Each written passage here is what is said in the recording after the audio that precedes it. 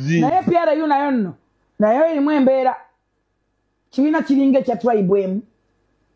bw'ojjako ekya tribe emu bo bennyini beepinga okufa obufi bwe bakola batunula nga abagamba nti ononye oba ogenda kulya ki Uncle Frank Gasumba mwetereeze olaba mulina omulugube nga ne mwatuuka mu bukulembeze mwenna mutunuza obukyayi obubi onazze nabatunulire nga mwagala kummanisa Kabanda akazindaalo minisita wa Kampala Damulira nga temwagala mu akazindaalo ffena yatututaawo Damulira afande Damulira kugamba muli babi nno okiwulidde eno Uganda olemwa bakaba PRU nayo ndowooza ogiwulidde si be abagamba nti gundi nze muganda wa Natasha nze simanyi muganda wa Mwoze era nze muwala wa Museveni era ulira naye akaba PRU twogera ku Patriotic League of Uganda eno eya Mwoze Kainerugaba era nga tukimanyi nti abagirimu be ba Frank Gashumba be ba Balamu Barugahara ate nno yo Balamu ye twamutegeerako dda nti mukukuba ekikono mbu mulala muko abantu bangi abamukaaba abakozeeko naye nti mulala muko mukuba ekikono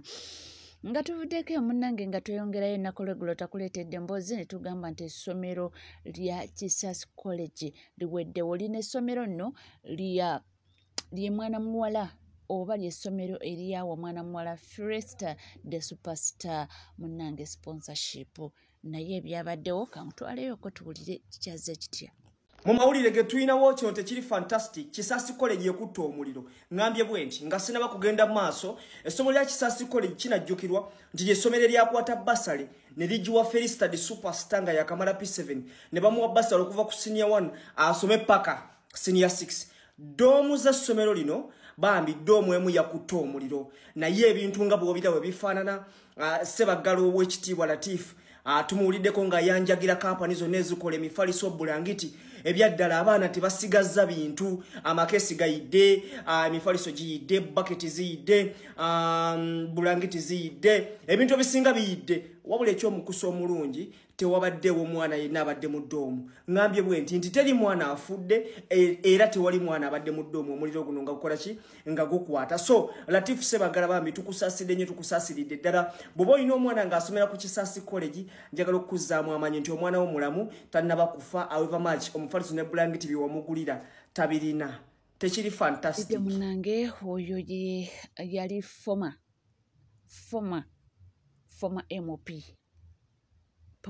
MP yoyo eyali mu kifo ekyo ekyali ekyasegerinya kya Kawempe North naye munnange ng'omanyi wempi butuuka si bwalubeerera so naye ng'agafeeyo mawulire si malungi nga tuvuddeko munnange olunaku olwaleero abakristu beetabye mu kubanga baselebrating oba mu kkubo lya kutambuza omusalaba era nga wali ku lukiiko e Lubaga balabiddwako nga tukutwaleyoko kati okutambuza ekkubo ly'omusalaba okuva no ku lukiiko e Lubaga ku Ekereziya Katolika bwe kutyo bwe kuli era nga bw'olaba oluseregende lw'emmotoka lw'olumuku olwo lw'enkulaga kyokka ate bwe weetegereza mu maaso eri be bantu abakulembeddemu enteekateeka eno nga bw'ogiraba abeebo nga bw'obalaba abantu nga batambuza nga bali mu mbeera y'ekkubo ly'omusalaba era kati mukadde kano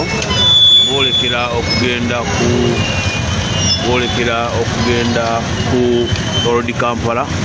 bonna we bagenda kukuŋŋaanira era kwawukanako n'ebiseera ebirala mulundi guno Ssaabasumba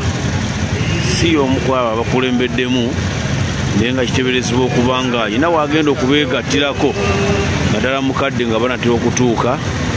olwonno kati kikibakoze tutuusa no ku junction eyawula ekkubo kuliko eridda e Lubaga eridde Kabuusu gatako eridde waggulu eri ku Bulange neridda ku ttuntundu erya Red Cross ate ddanga liryambuka kusinziira ku nteekateeka yaabwe batuuka balina bakolera obubonero gamba ngaako okufukamira ne beegayirira omutonzi ngabaako ebintu ebyenjalo bye bamutegeeza.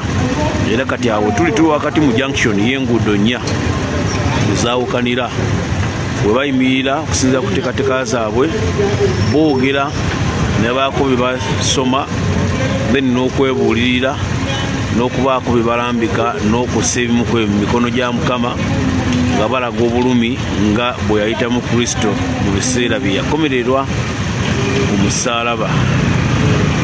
kubanga ku buli musaalaba. Lono okuva wano tugenda kukomekereza nga tutuuse ku Road Kampala. Byebyo munnange, byebyo abali mu kutambuza ku buli omusalaba yonna yonna gy'oli munnange, tusaba Mukama Katonda abateeremu obwangu buli kimu kiggwe bulungi. Abasiibye mwena mwena Mukama gwe ekyo ky'osiibiridde, mmwe buli omu alina kaatodde okusiibulula oyo yasiibye munnange, Mukama abe ng'akuddizaawo mu bungi, era katweyongere okuba nga twagalana, katweyongere okuba nga tubuulira mirembe na ssanyu na kukwatagana so si kusiga bukyayi. Nga tuvuddeko munnange katukutuwalekoko ewa leader of opposition muwulire omuliri gw'ensimbi oba ebintu obwakabaka bwa Buganda bwe bubanja gavumenti eno. Bannaaye omwana Joel Ssenyonyi wavaawa bukyanga Joel Ssenyonyi ayanja nsonga ku fulo ya Parliament ayanjize banensaba owuliriza vidiyo wuliriza ssente obwakabaka bwa Buganda zebubanja gavumenti ya wakati. And so there's a couple of these installations that government continues to occupy: Makindye military barracks, Makindye court martial, Kigo prisons, Katabi Air Force school land, Bukakata Air Force school land, 70 prisons built by Buganda Kingdom, courts of judicature, local government structures and headquarters, part of the land at Mbuya Barracks, electric power transmission lines going through some of this land, and so on and so forth. Honorable Speaker, the debt that government owes to the Buganda Kingdom through these and other properties is 529.7 billion shillings. However, the chief government valuer has so far verified 160 billion shillings of this. But even this 160 billion shillings has not been paid to date, despite numerous reminders of the same. The budget does not reflect this year after year. And here is the worry, right, Honorable Speaker. The landlord can very potentially sue government, and then government will be condemned to costs, and then we'll have unnecessary legal battles over matters that can be dealt with amicably. Honorable Speaker, government has offered 60 million shillings to the Kabaka of Buganda and other cultural leaders as a monthly salary. I have it on good authority that the Kabaka of Buganda has never picked this salary. In fact, according to the Kingdom administration, they're saying, you pay us what you owe us, then the salary will not be a big issue, the 60 million shillings. Honorable Speaker, government has on numerous occasions sent URA to demand 3 billion shillings in taxes from the Kingdom establishment, yet the same government owes the Kingdom over 500 billion shillings. The Kingdom is engaged in several projects such as building schools, hospitals, universities, tertiary institutions, and recently a hospital was opened in commemoration of the Kabaka's 70th birthday. The Kingdom recently gave out tractors to all 18 counties of Buganda. When government holds back this money, it's frustrating. Munange nga tuvuddeko era nga tweyongerera n'amawulire ag'enjawulo. Munange interview omukulu Eddie Yawe gye yakola temufuukidde akabasa, abaana bamusabudde, bambi abaana bamuyisizaamu eggaali. Anti mbu yagenda n'agamba nti politics yeereese obuzibu oba yeeviiriddeko obuzibu kubanga abaana mbu famire yaabwe bagiyisaamu olugaayo. Eddie Yawe wagambye nti politics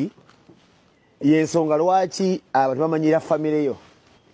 Omukulu Eddie Yawe yavuddeyo n'agamba nti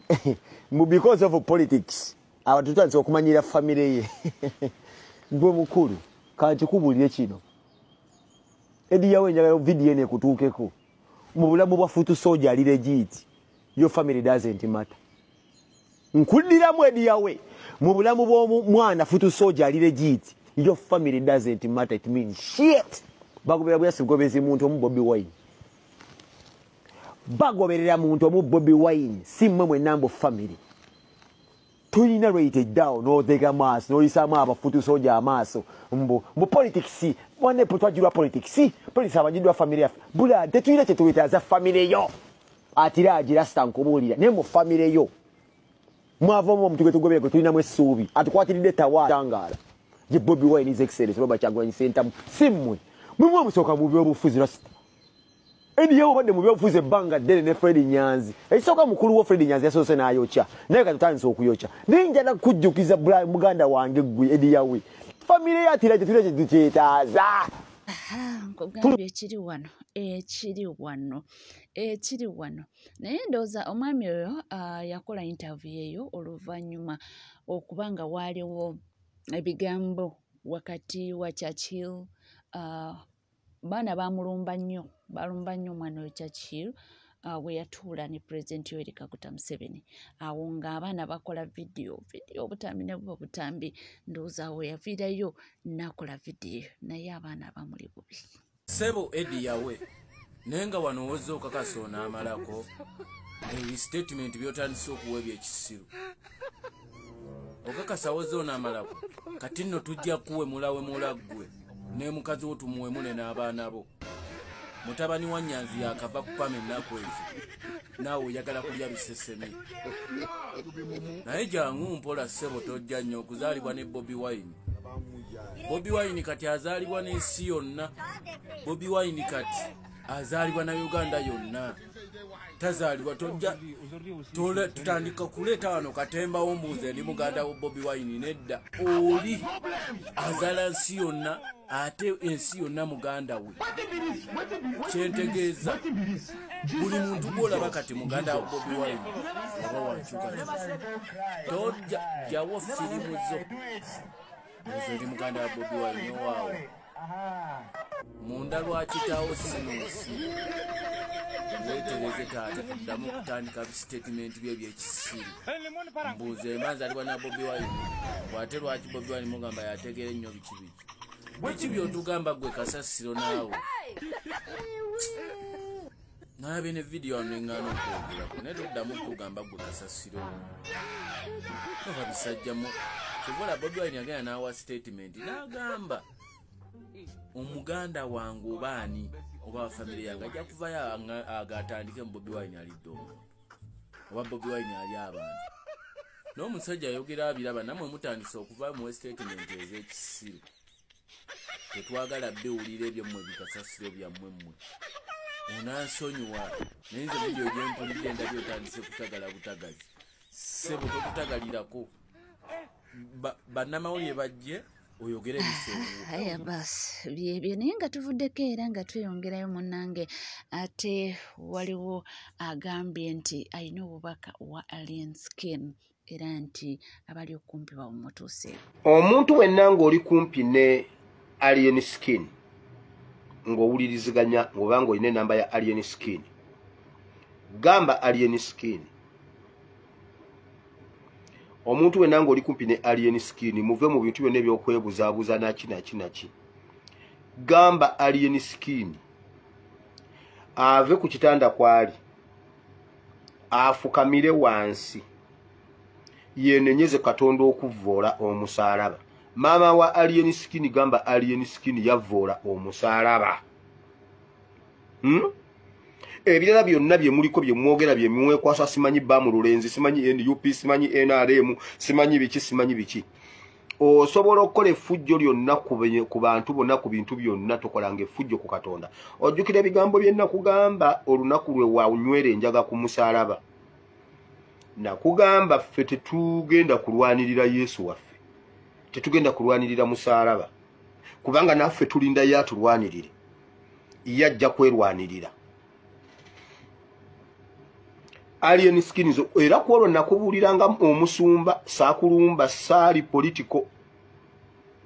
political nali spiritual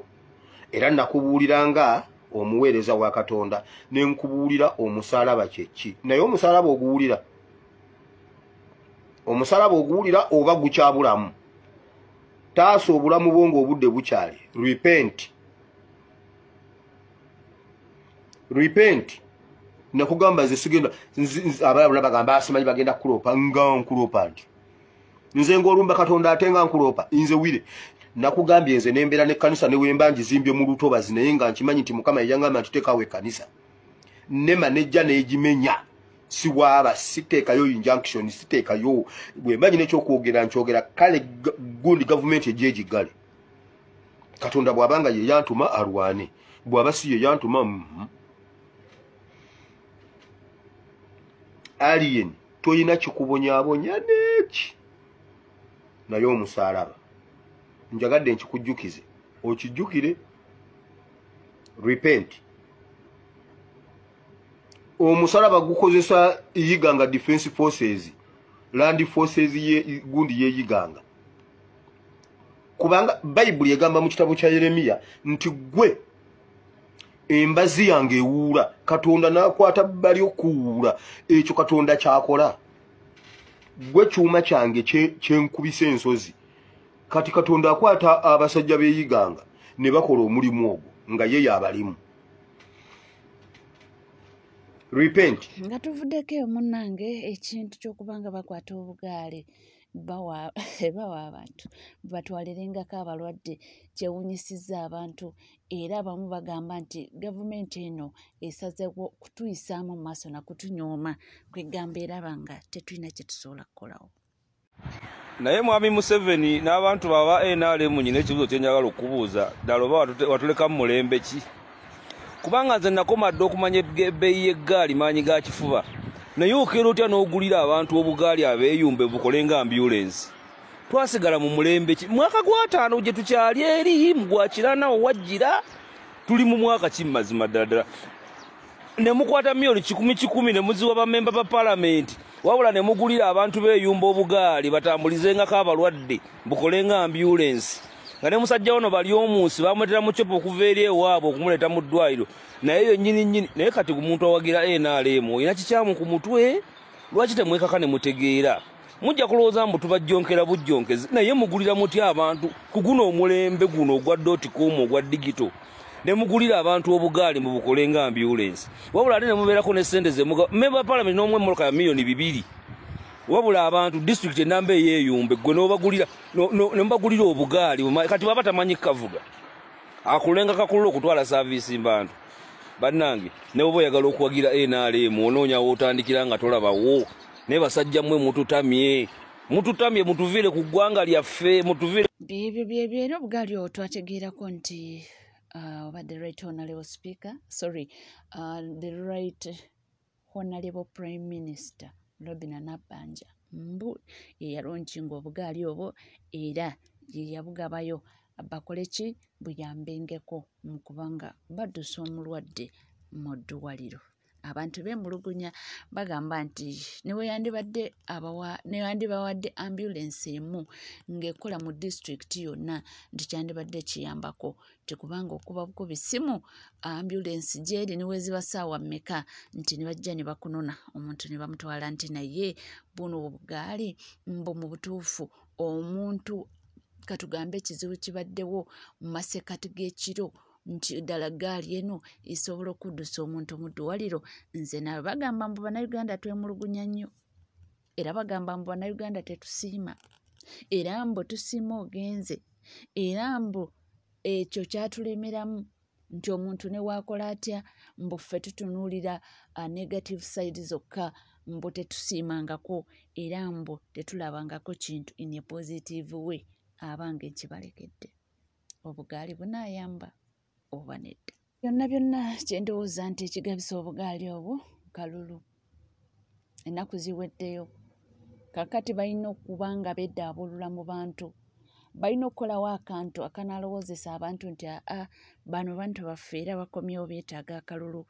kyeva olaba nga mu kaseera nga kano nga tugenderera okuba nga tutuuka mu kalulu ka 2026 bino byonna bize bikolebwa twalabako obugaali eddako obugaali buno baabuwa oba baali ba chairperson LC1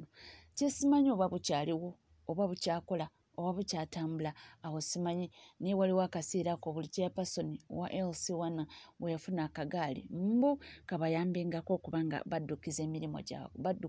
baddukanya emirimu gyabwe so simanyi oba obugaali buno bukyaliwo oba bukyakola oba bwayonooneka nze naawe kakati obwo bwe bawadde buyambengako okuba nga batwala abalwadde mu ddwale. Yes, kirungi nnyo kubanga busingako atayina naye abantu bagamba nti bandibadde bakola ekisingako awo kubanga ebbanga lye bamaze mu byobufuzi oba ebbanga lye bamaze nga bafuga eggwanga lino mu butuufu kino kyekyo abantu kye babadde basuubira. Weebale kubanga weekomedde ku NCK TV nkugamba nti munnange teweerabira kubanga subscribinga, ringing that notification bell, sharing, liking ebisigadde nkomawo nabyo.